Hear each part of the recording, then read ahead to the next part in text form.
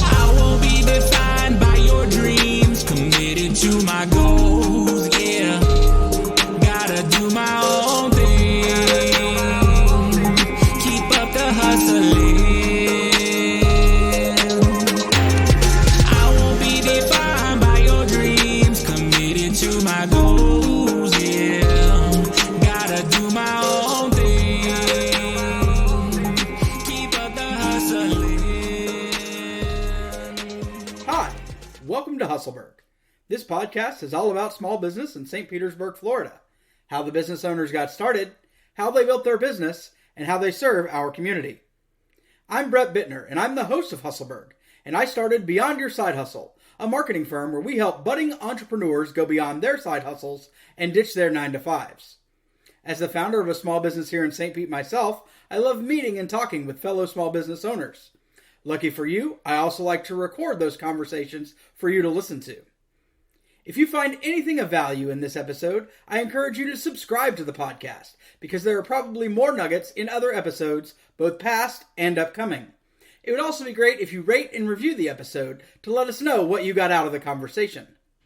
If you have a question about marketing, building your brand, or operating your small business that you'd like to have answered on a Q&A episode, please visit beyondyoursidehustle.com/podcast question to submit it.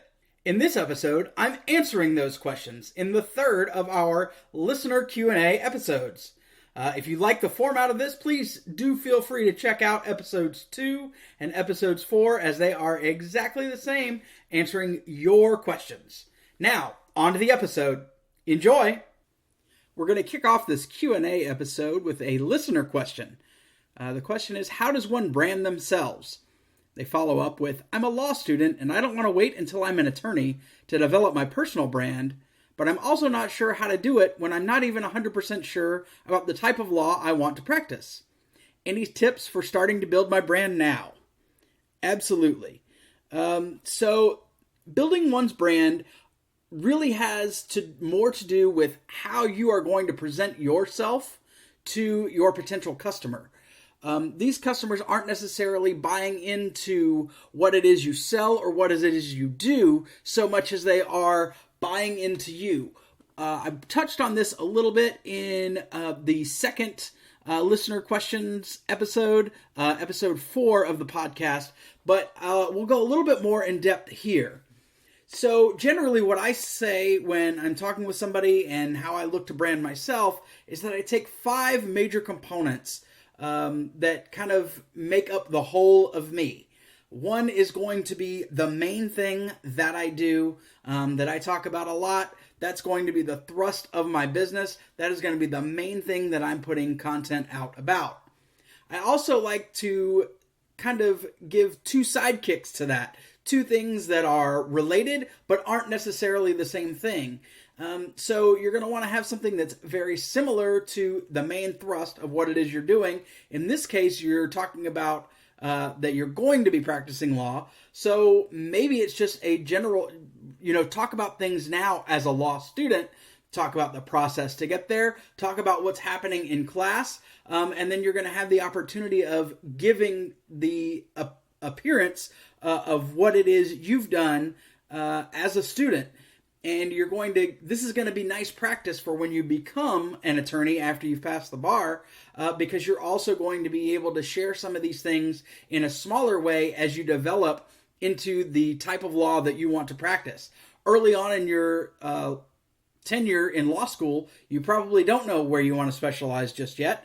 And even after you pass the bar, you may not be sure where you're going. So this is going to be an opportunity for you to talk about things in the realm of law. It's going to be an opportunity for future clients of yours to get to know you, as they aren't necessarily in the market for your services yet. The best part is you're not able to give legal advice just yet because you're not an attorney who's passed the bar. So you have an opportunity here to go ahead and build the relationship aspect of your brand, talking about your law student journey, talk about the process, talk about the things that are happening in school.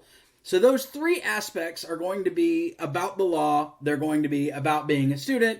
They're going to be possibly about finances or living as a student, something a little more social. And then you're going to want to find 2 things that are uniquely you, things that make you different from other law students.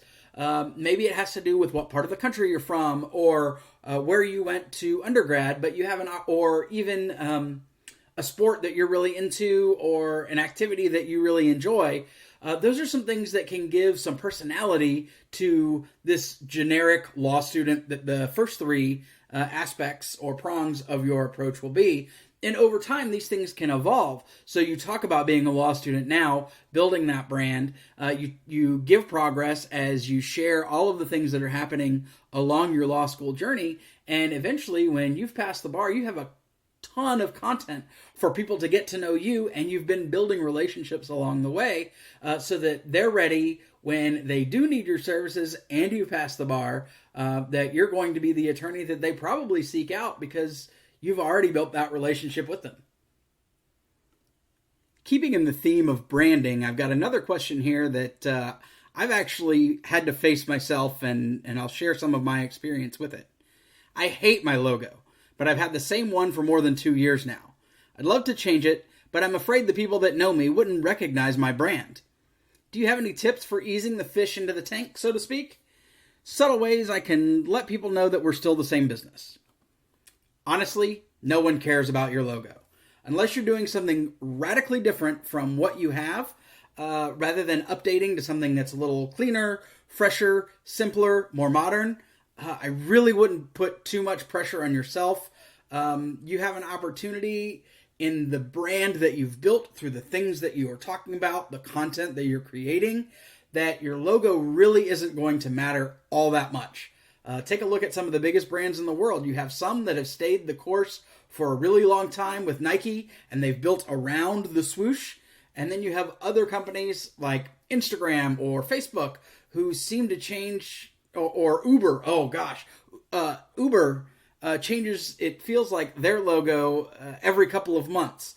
No one is really disassociating the logo with the brand because they may notice something small like that, but it really isn't something that's going to drive people's decision to work with you. You need to be so focused on adding value as a brand and as an individual, especially in a small business, that your logo really doesn't matter.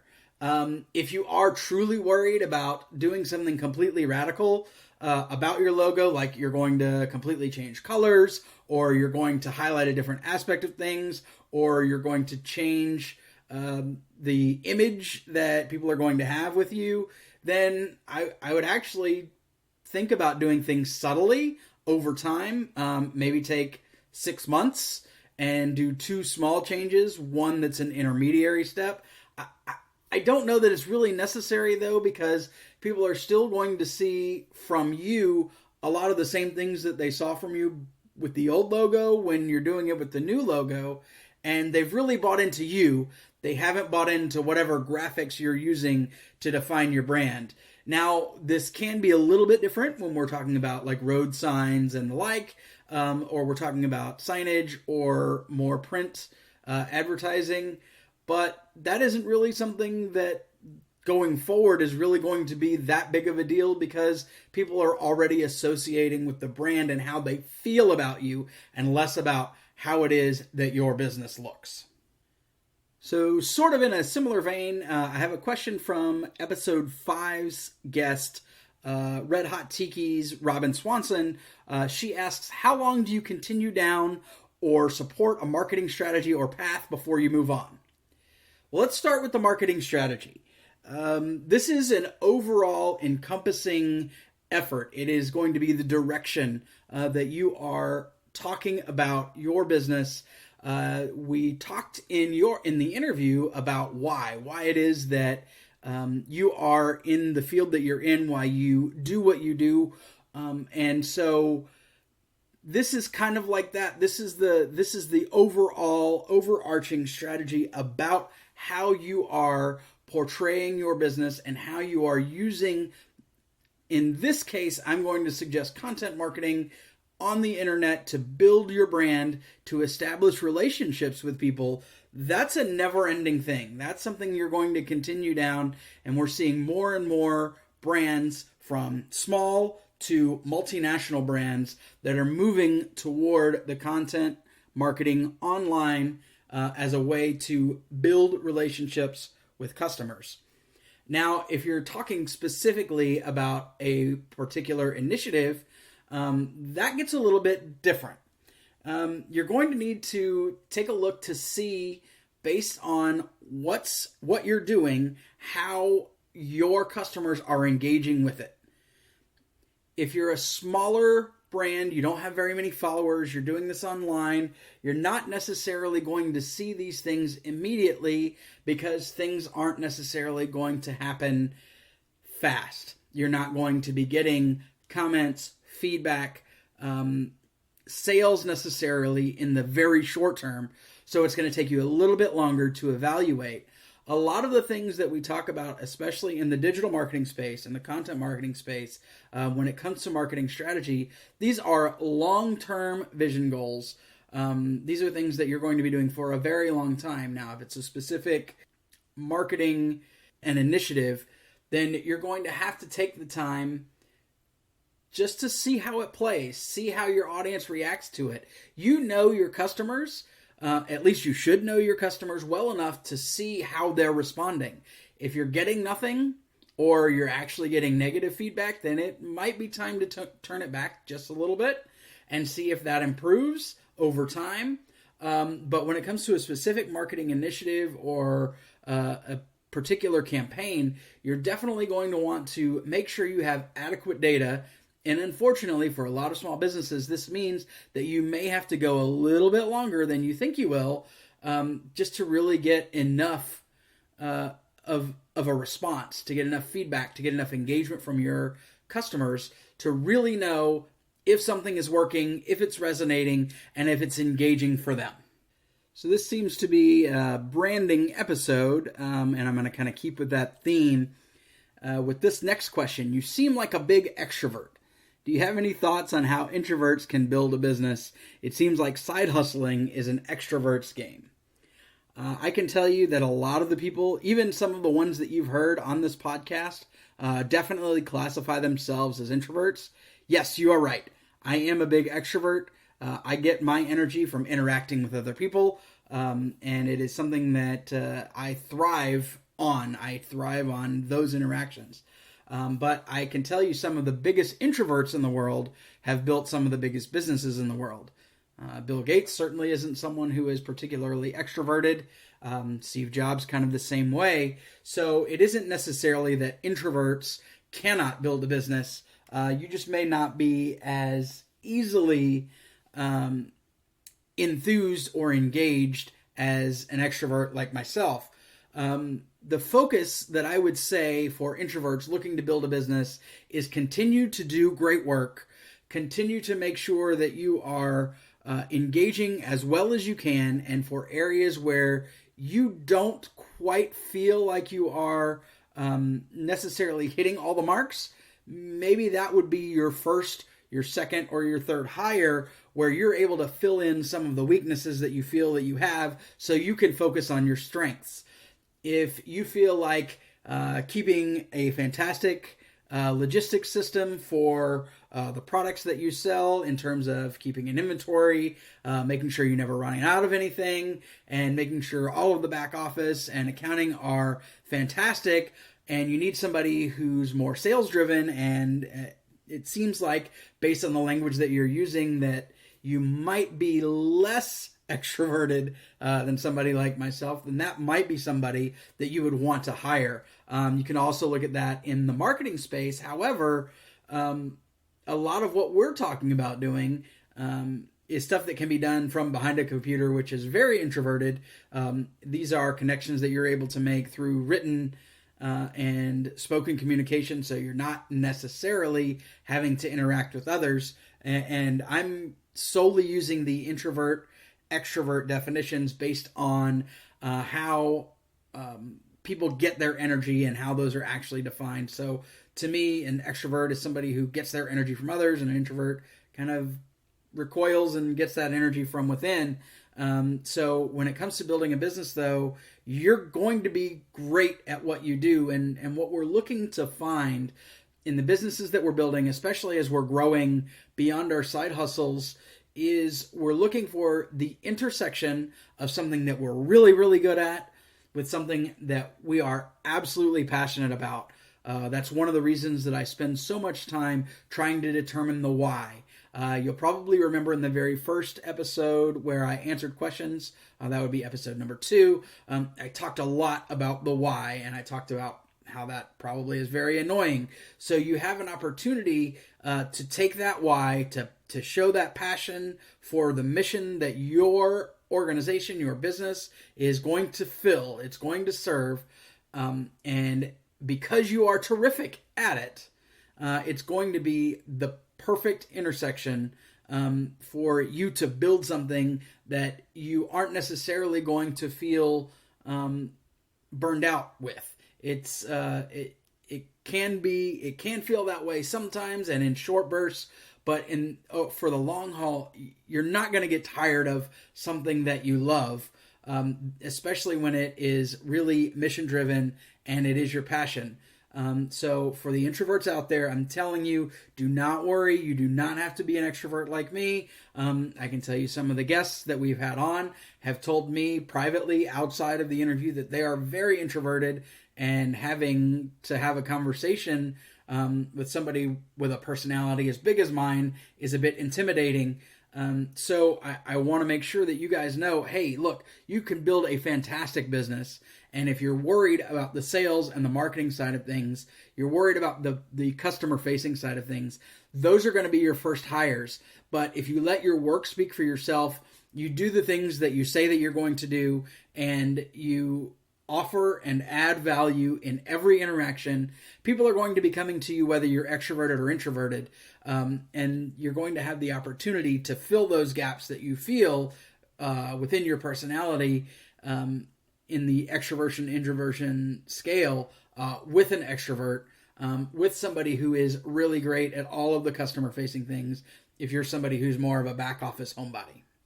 It doesn't look like I have enough time to take another question, so I'm just going to take this opportunity to thank the listeners, all of you who have subscribed to the show, who've rated, who've reviewed us on whatever podcast app you use.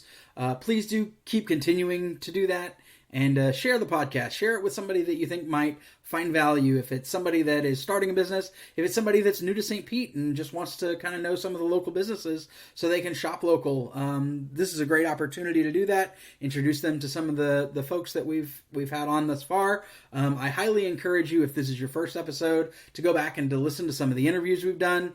Definitely take an opportunity to listen to episode 5 with Robin Swanson of Red Hot Tiki, episode 3 with Kara Wright and Kara Wright Photography, and learn about the things that I learned about when it comes to weddings, or episode 1 with Sheila Lake of Lake Law Firm. You have an opportunity here to really get to know some of the business people that I've gotten to know, that I've gotten to meet, and that I've gotten to talk to, and I hope that the excitement that I have about this shines through, and I hope that you are finding value from it as well. Thanks. Hey, you did it! You've just listened to Hustleburg. To thank you for listening, we have a free guide to help you get started marketing your business online, aptly named our Getting Started Guide, available at beyondyoursidehustle.com/gettheguide. See how to begin with the first 3 things you should be doing for your business. Speaking of businesses, if you're a small business owner in St. Pete and you'd like to be a guest on an episode of the podcast, please let us know at beyondyoursidehustle.com/podcastguest. If you got something of value from this episode, please take a moment to subscribe, rate, and review on your favorite podcast app. This is something small that you can do to help us shine the spotlight on all the great businesses St. Pete has to offer. The music in this episode is Defining Your Dreams by my friend Rhymer Educator. You can listen to his latest single, The Last One, on Spotify, iTunes, or wherever you listen to great music. Thanks so much for listening, and we look forward to sharing with you how we do business in the Burg.